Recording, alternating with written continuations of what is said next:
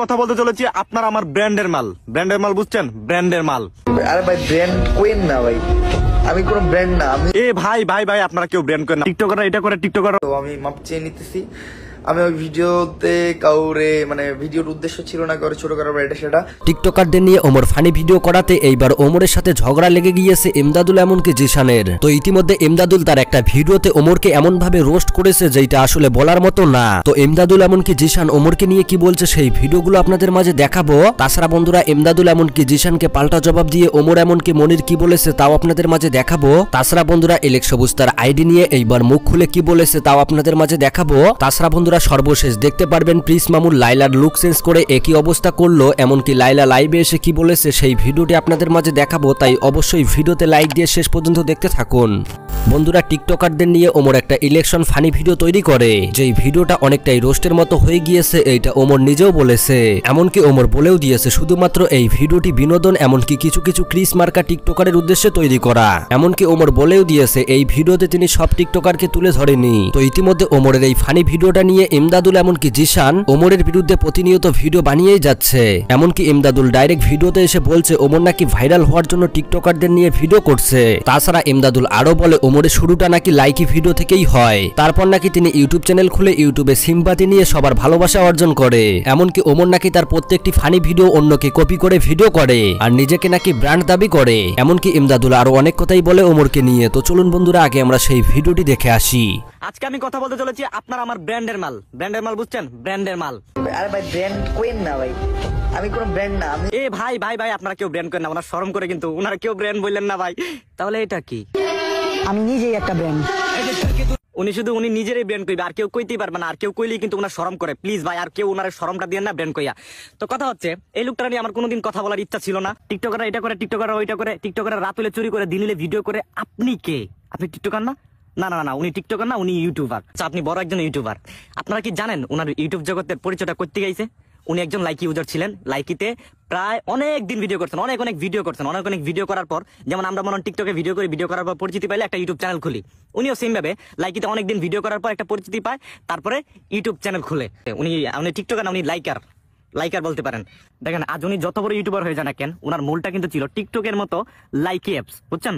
Likee অ্যাপসে video করতো regular. ওই সময় লাইকি থেকে মানুষ চেনে, দেন একটা ইউটিউব চ্যানেল খুলে, যেমন আমরাও খুলি, অন্যান্য টিকটকাররা খুলে, ওইরকম ভাবে সেম ভাবে উনিও একটা ইউটিউব চ্যানেল খুলছিলেন। আচ্ছা ইউটিউব চ্যানেল খুলছেন, ওনার যোগ্যতা ইউটিউব চ্যানেলে অনেক উপরে চলে গেছেন। ওনার যোগ্যতা আমি দেখাই। দেখেন আপনার আমার ব্র্যান্ডের মাল, উনি নিজের যোগ্যতা এবং নিজের ট্যালেন্টে, নিজের মেধাতে উনি অনেক সাবস্ক্রাইবার গেইন করছে। উনি একজন সাকসেস ইউটিউবার হয়েছে। আচ্ছা ওনার যোগ্যতা দেখেন, দেশি টিচার্স নামে সে ভিডিও আপলোড করে ইউটিউব চ্যানেলে। সেই ভিডিওগুলো কিন্তু অনেক ভাইরাল হয়, কিন্তু ওই ভিডিওগুলো ছিল Indian content creator, Indian funny content creator Round two Hell. ওনার ভিডিও ছিল, ওনার ভিডিওগুলো কপি করছে। এখন আপনারা বলতে পারেন যে কপি করতে ট্যালেন্ট লাগে, বুঝছেন? আমি মাইনে নিলাম he is a very talented person, because সে ভালো কপি করতে পারে। তারপর রয়েছে দ্য কমেডি কিংডম চ্যানেলের সুরাজ রক্স, যে কিনা মে মাসের 4 তারিখ 2023 সালে একটা দেশি ক্রিকেট নামে ভিডিও আপলোড করে। সে যেহেতু ইন্ডিয়ান, সে দেশি ক্রিকেট নামে সে ভিডিওটা আপলোড করে। ওই ভিডিওটা আপনাদের ব্র্যান্ডের মাল সস্তা আইপিএল নামে এটা আপলোড করছে মে মাসের 28 তারিখ, বুঝছেন? 4 তারিখ ভিডিওটা আপলোড করছে ও, আর ও আপলোড করছে মে মাসের 28 তারিখ। মানে 4 তারিখ ভিডিওটা দেখে ধারণা নিছে, দেন 28 তারিখ এই ভিডিওটা আপলোড করে দিছে।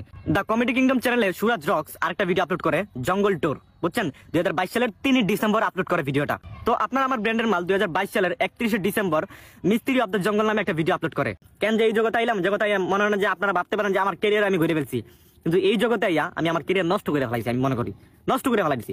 যে দেন এমন মানে বাপের ওই যে জমি চাষ করতে হবে আমার, ওই যে আলু। তো গাইস আপনাদের ব্র্যান্ডের মালও কিন্তু একটা সময় ইমোশনাল ভিডিও বানাইতো। মানে কি বুঝলেন? পকেটে টাকা আর পাশার নিচে একটা R15 থাকলে তখন আর ইমোশনাল কথা বাইর না, বুঝছেন? তখন অ্যাটিটিউড কথা বাইর হয়। টাকা থাকলে এইটা, টাকা থাকলে এটা, টাকা থাকলে আমি কাউরে গনি না, হেই না সেই না, এইসব কথাই বাইরিব। আপনাদের ব্র্যান্ডের মালও কিন্তু একসময় সিঙ্গারা খেয়ে ভিডিও করছিল। আজকে মানি ব্যাগে মানি আর পাশার নিচে R15 আছে, তাই জন্য আজকে এইসব কথা বাইর হয়। যদি সমালোচনা হয় টিকটকে দিয়া ব্যান করে দেন ভাই, টিকটক তারা ব্যান করে দেন।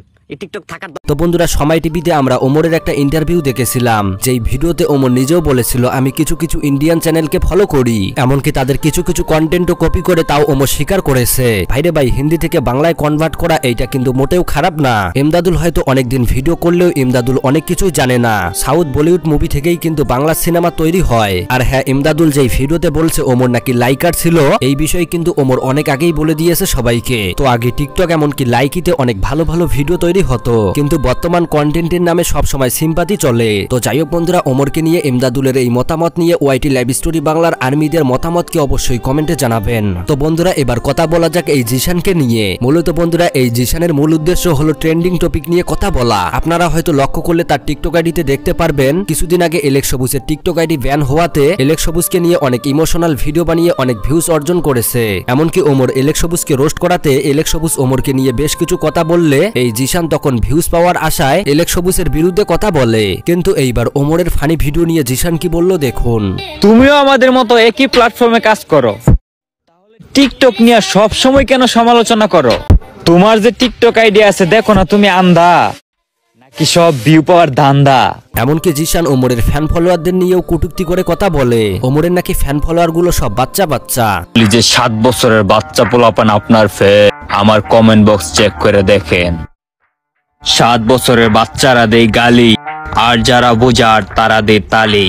তো যাই হোক বন্ধুরা, এই জিশানকে নিয়ে আপনাদের মতামতকে অবশ্যই কমেন্ট করে জানাবেন। তো বন্ধুরা এবার কথা বলা যাক ওমর তার নতুন ফানি ভিডিওর ব্যাপারে কি বলেছে লাইভে। তো বন্ধুরা ওমর তার ফানি ভিডিওটি আপলোড করার আগেই সবাইকে বলে দিয়েছে যদি তার ভিডিওটি দেখে কারো খারাপ লাগে তাহলে তার জন্য সে সরি, কেননা ভিডিওটি একটু রোস্টিং টাইপের হয়ে গিয়েছে। এমনকি ওমর এও জানিয়েছে টিকটকে যারা আজে বাজে কন্টেন্ট তৈরি করে তাদেরকেই লক্ষ্য করে এই কন্টেন্টটি তৈরি করা। তো যাই হোক বন্ধুরা ওমর লাইভে এসে কি বললো তো চলুন সেই ভিডিওটি দেখে আসি। আমার কন্টেন্টটা একটু রোস্টিং কন্টেন্ট টাইপের হয়ে গেছে, তো আমি মাপ চেয়ে নিতেছি। আমি ওই ভিডিওতে কাউরে মানে ভিডিওর উদ্দেশ্য ছিল না কাউরে ছোট করার এটা সেটা, মেইনলি আমি এমন কিছু কন্টেন্টের উপর ডিপেন্ড করে বানাইছি যেগুলা মানে ভাল লাগে না। আমি কোনো রোস্টার না, আমি জাস্ট একটা ছোট্ট কন্টেন্ট ক্রিয়েটার, এই যে এইটুকু। তো বন্ধুরা ওমর তার ফানি ভিডিও নিয়ে কি বলেছে সেটা আপনারা দেখতেই পেলেন। তো যাই হোক অন্যদিকে আবার ওমরের টিম থেকে মনির অন ফায়ার এমদাদুলের উদ্দেশ্যে কি বললো দেখুন।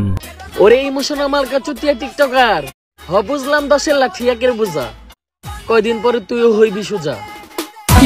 তো এবার কথা বলা যাক এলেক্স সবুজকে নিয়ে। তো এলেক্স সবুজ তার নিজের ভুল বুঝতে পেরে টিকটকে আর আজে বাজে কন্টেন্ট আপলোড করে না, এমনকি কাউকে মিন করেও কথা বলে না। ইতিমধ্যে এলেক্স সবুজ তার আইডি ব্যান হওয়া নিয়ে আবারও কি তথ্য ফাঁস করলো সেই ভিডিওটি দেখুন। জিনিসের জন্য আমার মাই পর্যন্ত কান্না করছে। আমি ঢাকা আসছিলাম মিউজিক ভিডিও শুট করতে, শুট শেষ করে রাত্রে আমি ঘুমাইছি। সকালে আমার এক ছোট ভাই ফোন দিয়ে ভাই আপনার টিকটক আইডি ব্যান হয়ে গেছে।